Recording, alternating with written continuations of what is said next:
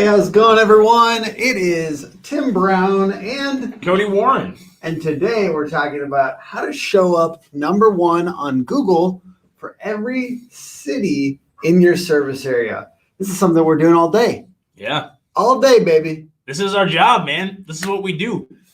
We serve a lot of service-based businesses, and basically location plus service is like our biggest thing for every single client. Like, how do we show up for that plus city or roofers near me, contractors near me, different things, near me searches. And a lot of this applies to both the city plus service name keywords and near me, because Google's smart enough to know with the near me stuff. So we're going to get right into it.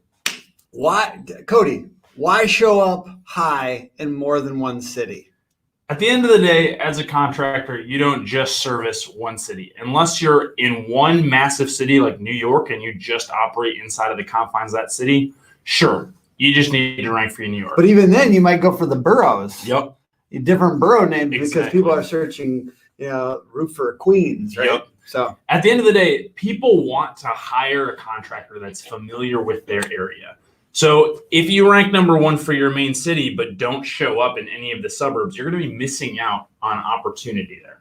So being at the top of Google in those sub-cities is going to equal more business for you from people who are actually already searching for contractors just like you. And it doesn't just happen on autopilot. No. I mean, and some of these things that we're about to share, people might even consider them kind of tricks. Yeah. Oh, you're trying to trick Google's algorithm. No, we're trying to train Google's algorithm to understand we're the best in your city and the surrounding cities. We're the best. We're trying to train the algorithm. It can't read your mind. Yeah. The algorithm cannot read your mind. And it also cannot read just a little list on the bottom of your homepage that says the places that you serve. Yep. So as we get into these slides, I just want to invite you, please comment. Please like the video for the algorithm, but also if you have any questions, just let us know and we'll try to answer those as part of this content. Yeah. The sad reality about this situation is there are tons of contractors who have been working in a local area for decades, and they're not showing up on localized search because Google doesn't know that you've been invested in the community. So it's not a hack. You've been there. You're doing the work. We're just trying to get Google to recognize the work that you've already been doing. Exactly. And some of these things, last thing before we get on to the next one, is a protection. Like Google is trying to protect its searchers, its users against fly-by-night companies. Just like, I think a lot of contractors know what a chuck in the truck means. It's usually like a single contractor that might be a little bit of, not provide the highest quality of service. On the other hand, the digital version of that is people who just run up a city name plus roofing, city name plus contracting, city name plus landscaping page. They rank it because they know how to leverage Google digitally, and then they sell those leads. Google's trying to separate the real businesses from the fly-by-night businesses. And the things that we're going to tell you are essentially showing Google that you're not a fly-by-night business. You're an anchored business that actually serves these areas. So #1, I'll let you do this one. Create location pages for your top zip codes. So where are you servicing? You should know this off the top of your head. This isn't magic. You don't need to come up with anything. What are your top service areas? What are those suburbs? What are the money-making ones that you want to do more business in? We're talking where your ideal customers are. This shouldn't be people you're like, we kind of want them. No. Where's the money? Where do you want to get more leads from? And then create specific pages calling out those locations. So just a couple examples here. One of our clients, Red Canyon Roofing out in Colorado, love them a lot. They're great people, but they want to grow their business in Loveland, Colorado. So what did we do?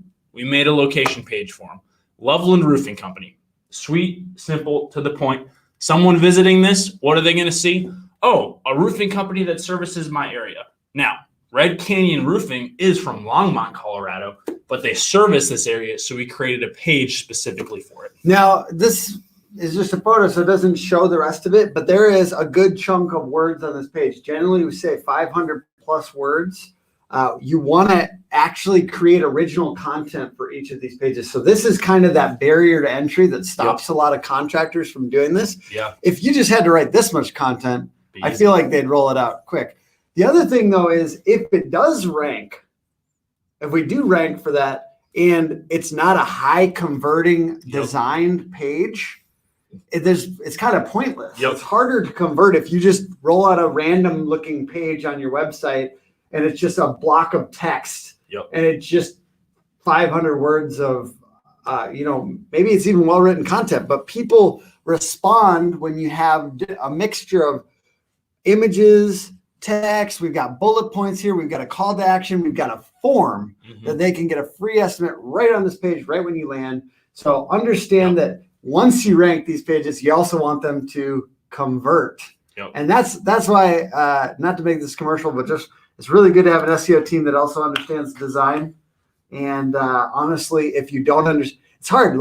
That's why we put ourselves on the hook for leads, because it's nice to have both of those components. And if you're hiring, just as far as like internal marketers, it's good to have people that are able to rank, that understand how to leverage Google's algorithm, and people that know how to convert those people into customers. So the persuasion of this page has to be decent. And that's that balance that you always kind of got to strike. I need to rank and I need to persuade. And so we're talking to Google's algorithm and we're talking to human beings. Yeah, real people. Yep. All right. So the next step, once you have those location pages created, is to create localized specific content for those areas.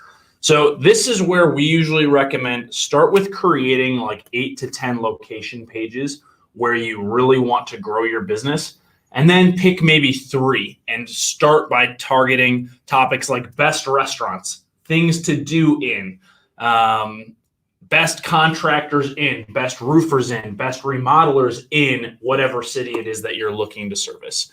So for instance here, Inver Grove Heights, restaurants, schools, and more. This is a custom home builder. They're not talking regularly about restaurants, schools, and more, but what this does is it tells Google that they're invested in the Inver Grove Heights community. And guess what? This post is actually going to help those specific location pages, the one with the form on it, rank and perform on Google. And then the more obvious one is obviously like we've got a company that services Lincoln, Nebraska, but we're doing a list. Don't be scared of mentioning your competitors and your friends on these lists. They rank very well. We talk a lot. You're saying I should talk about my competition, but I don't want customers going away to other businesses. Why would I do that? I don't know. Why would you do that? No, here's the deal. You've got people that are looking for lists. So if they're looking for lists, Google, in its somewhat, I was about to say infinite wisdom, not quite infinite wisdom. It's algorithmic supremacy right now on the internet, knows when somebody wants a list and they serve up lists. So it's either going to be you that provide the list, or it's going to be Thumbtack, Home Advisor. It's going to be everyone else on the internet who understands the power of lists. So in this case, it also, if you make this list for your area and the cities you serve, you also are going to show up higher in the map. No joke. That's real. Because I've seen people make this list, put it on their site, like a remodeler in the Twin Cities. They put this list up. They showed up higher on the map, and they were also getting clicks through just to the list. And then people were saying, this company seems pretty confident. They're putting their competitors up here. I'm going to contact them. I saw form fills for 500, 600, 700, basically pretty big budget custom home builds from lists like this. I don't CC myself on every form for every client, but I just happened to be on this one and I saw leads coming through. And the way we put our forms together, gravity forms for the marketers watching this, it allows you to actually embed the URL that the person came from and the last URL that they were on. So you can see at a glance, this person converted on this page and they were previously on this page. That's a great thing for me too, as far as attribution, because sometimes you can look back at the data and the graphs. It doesn't tell the full picture, but if you have the URL in the form, you're like, dang, that page is converting, and you see it over and over again. You can double down on that strategy. Yep. I think getting more attribution in your forms just to tell the story more quickly is great. Anything else we should talk about here? Yeah, I would say on this content, have fun with it. Like, use personality, leverage your context. If you're talking about restaurants, actually talk about your favorite restaurants in the area. Yep. It doesn't have to be like, oh, based off of reviews. You've been there, you have experience. Feel free to tell story, share experience, and just use this as an opportunity to be a real human being. And what it comes down to is we just want to create lists that service homeowners in this area. So if there's any other ideas that you have for things homeowners would be interested in, go for it. I love the idea of using this to create lists of people that could be potential referral partners. Yep. I think the mix of creating content and then reaching out to those people and saying, hey, mentioned you on this best of pressure washers in Washington, D.C. Check it out. Just wanted to let you know that you're the best. We believe you're one of the best 7 pressure washers in Washington, D.C. If you don't do that service, but you're a roofer, right? So then you've got this opportunity to start a conversation with them. Just let them know about you. It's very easy for them to then refer you on jobs that they don't do. Yeah. So definitely an opportunity to maybe get a little bit of referral partnerships. Just remind them that you exist at least. All right, last one. This might be a little bit of shorter contractor marketing live today, but packed full of value. Yeah. What do we got? Earn links to those location pages. And this is where we meet a lot of resistance, usually even more so than mentioning our competitors. But like, wait, doesn't Google say not to actively link to my post? Doesn't that go against their webmaster guidelines? On paper, yes, it does. But somebody tag John Mueller below. No, just kidding. Don't do that. Don't do that. The reality is, just kidding, John. What's up? The reality is, link building is a primary factor for determining the authority of a website. So you've got quality content, which we've been talking about writing, and then it's earning links from not just any website, from a website that's in the same niche that you're creating content for. So if you're a roofing contractor, ideally you're getting links from other roofing blogs or something in that same general niche. And you want to consider the authority of the website. So we use Moz or Ahrefs and either DA, domain authority, or DR, domain rating. I actually, if we're from people that are already in this, we actually really like Ahrefs. Yes. Just Mozbar is a very easy one, I think, sometimes for people to remember. They're both ways to just see how, like at a glance, how powerful is this website? Yeah. But the real, like, just to get a little bit deeper for a second, the most important thing is how powerful is that page on the website, not just how powerful is this website, how powerful is that page? Because for instance, we used to do this thing where we go try to get links from like Forbes, right? And it was somewhat effective, but the pages that we were getting them on were so buried in this website that realistically it was not that much higher than a regular link that was like, let's say, featured on the homepage. If it was on a blog post that was featured on the homepage, that's a much bigger deal. Or like we had a client that they were linked to from the homepage of TMZ.com, which is, like pop culture thing. And it was super powerful because it was, the link actually was on the homepage. That's a very powerful page on any website, but that's kind of why you have to look at not only the authority of the website, but the authority of what page it's on. Absolutely. The authority of the page, specifically the text you're linking with.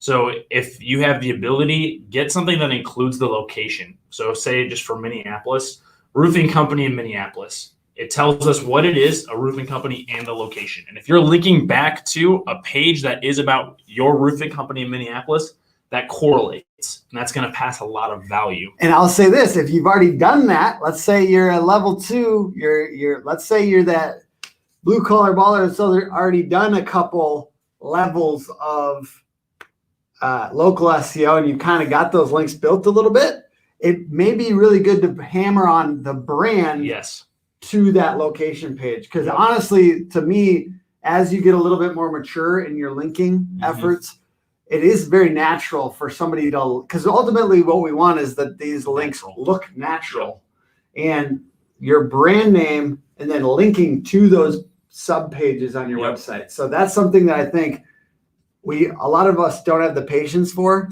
but ultimately you want to push into that. It's a little bit of a slower thing, but ultimately we're not only just trying to get power in Google's algorithm and get power links, which the keyword is the most powerful, but we also want to get trust, which to me, the brand name associated with that page is another, it's a trust thing in Google's algorithm. I've seen this over and over and over again.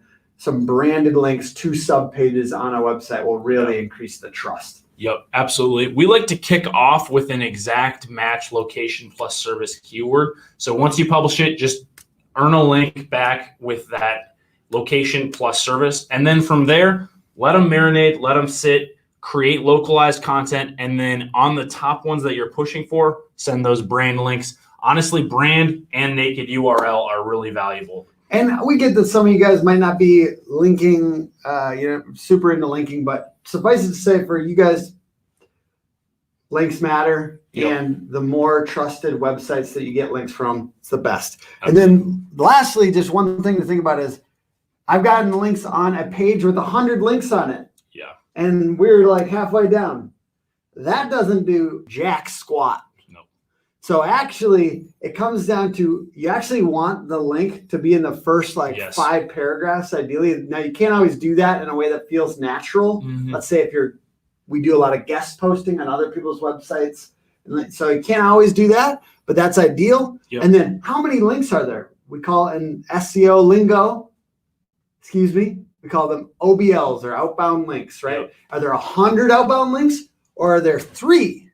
Because the more, if it's only 3 links, and sorry to get real nerdy here for a second, but is there another authority website that it's linking to? Because that means you're in good company. So let's say they link to entrepreneur.com and then they link to yourwebsite.com.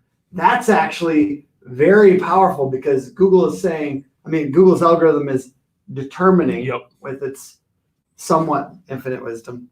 It's better than average wisdom. Algorithmic superiority. Yeah, algorithmic superiority that you're the type of company that gets linked alongside entrepreneur.com.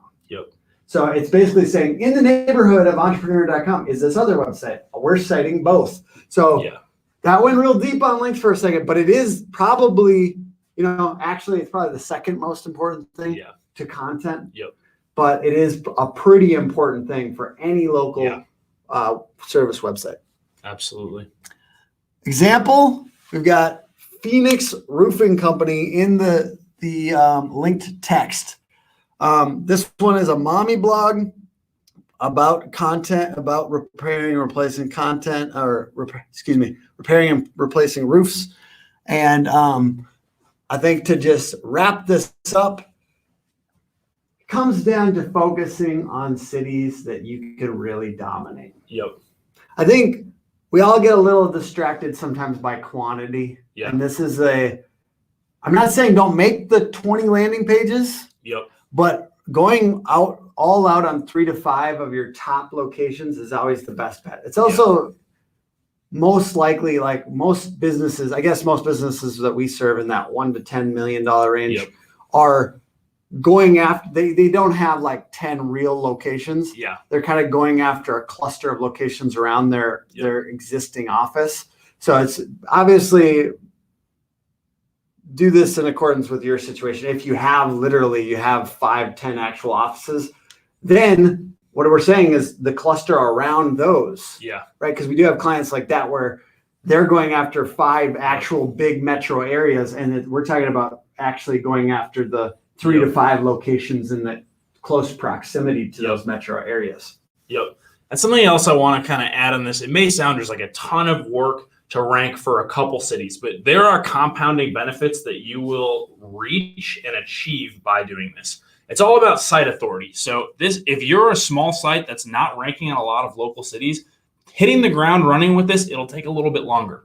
But as you build authority, as you start ranking for these location pages, you'll find it easier to rank for other cities and other keywords that you're targeting as you do this, because Google's learning that you're a subject matter expert and it wants to rank your content as you build more authority.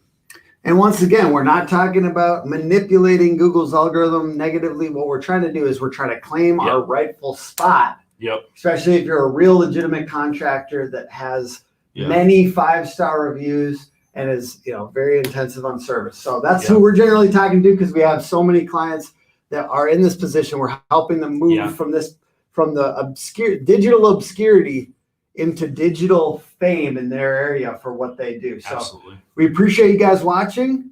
I hope some of this has been useful. Drop some comments below. Any questions whatsoever. We'll do our absolute best to answer them once I get out this video. And if are there any questions? No? Okay, so if you drop comments below, people watch this later, all that, we'll try to answer them over the next day. So appreciate you guys for joining. Thank you. And join us next week for Contractor Marketing Live.